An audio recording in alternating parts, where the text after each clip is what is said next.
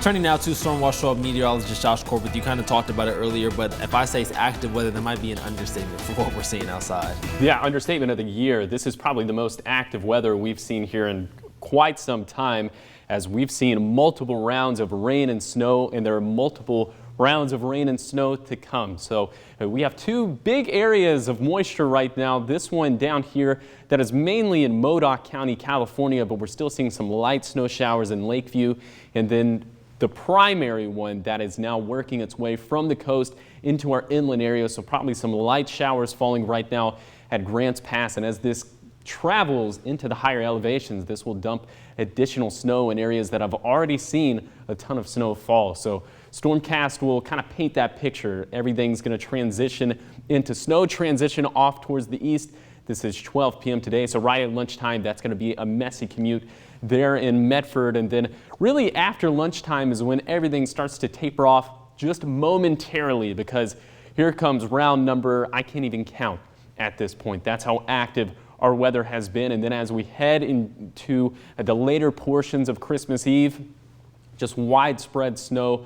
Those snow levels are going to be around 2,500 feet, so we're expecting this to be rain in the Rogue Valley at this time. And here are those snow levels. They're going to drop down to 1,000 feet overnight, so we could see some snow mixing in the Rogue Valley. Then the snow levels will rise back up to 2,500 feet by the time we get to Friday, so everything will transition back into rain in the Rogue Valley as we head into Christmas Eve. So let's take a look at Passcast. We're going to have anywhere between 2 to 6 inches fall at these passes down in southern Siskiyou County along Interstate 5 and California Highway 89.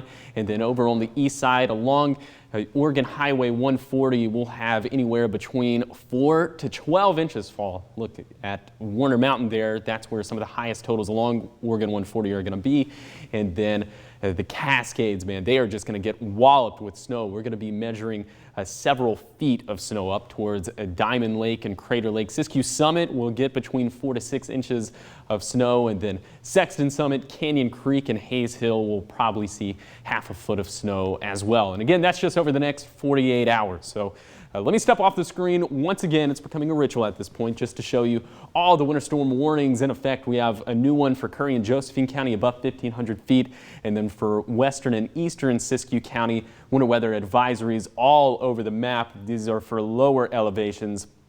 And then also winter storm watch for what's headed our way over the weekend for Jackson County, and then for western and eastern Siskiyou County. So a lot to take in. So for today, bottom line, we'll have rain and snow primarily in the early part of the day. It'll start to taper off a little bit as we head into the afternoon, but then another round shows it, or rears its head, I should say, as we head into the overnight hours, and that'll create for a very messy Christmas Eve. So here's your 7-day forecast along the coast. Very messy conditions there, and then as we have cold air intrude our area at the beginning of next week, those snow levels will drop, and then there's the chance for coastal snow.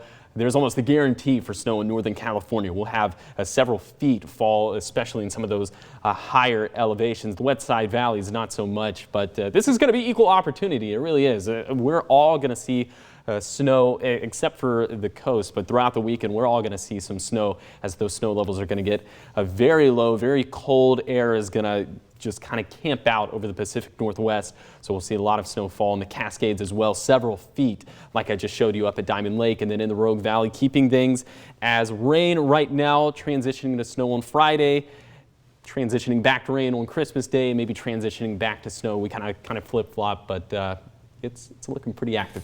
So does it seem like as the weekend goes on, our chances of snow here in the valley will increase?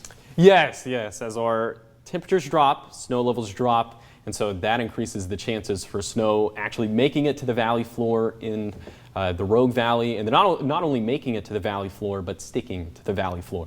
Okay. All right. Thanks, Josh. Of course.